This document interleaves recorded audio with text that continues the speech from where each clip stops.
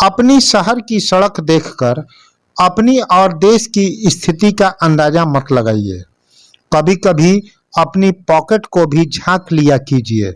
हमारा समाज यह जानता है कि पड़ोसी और रिश्तेदारों से बढ़ते महंगाई के कारण आर्थिक स्थिति किस प्रकार छिपाई जाती है। हम ऐसी व्यवस्था में जी रहे हैं, अपनी आर्थिक स्थिति को लेकर एक दूसरे से झूठ बोल रहे हैं। क्या यह नहीं कहा जा सकता कि हिंदू सुख में डूबी जनता की जेब महंगाई के कारण खाली होती जा रही है? वह अपना बढ़ते महंगाई की दुख किसी से कह नहीं पा रहे हैं। भारत में 47% लोगों ने अपने जीवन बीमा की पॉलिसी सिलेंडर कर दी या उनका नवीकरण नहीं कराया।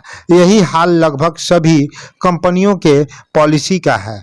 हम नहीं जानते कि अपनी इतनी हालत खराब है तो कहते क्यों नहीं।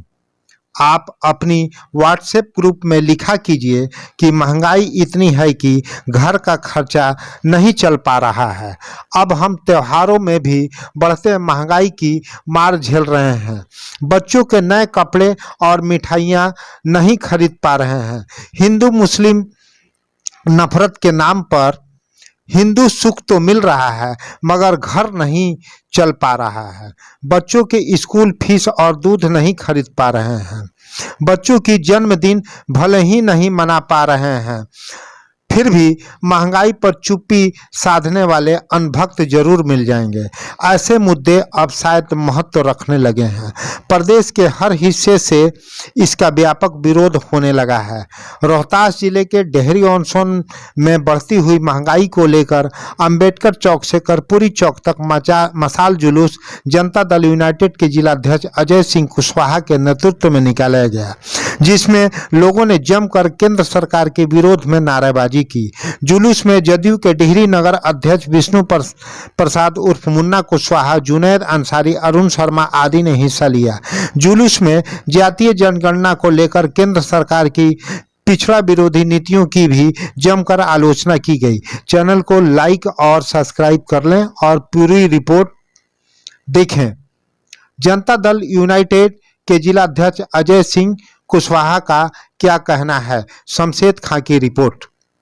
आप केंद्र के गति पर नहीं बैठने देंगे, क्योंकि आपने केंद्र को और देश को गुलाम बनाने की ओर जा रहे हैं। और यहाँ पर जो महंगाई बढ़ गई है, भ्रष्टाचार बढ़ गया है, यहाँ पर उन्होंने आप कहे थे बेरोजगारी बढ़ गया है, किसान आज फटहाल है और मजदूरों की हालत खराब है।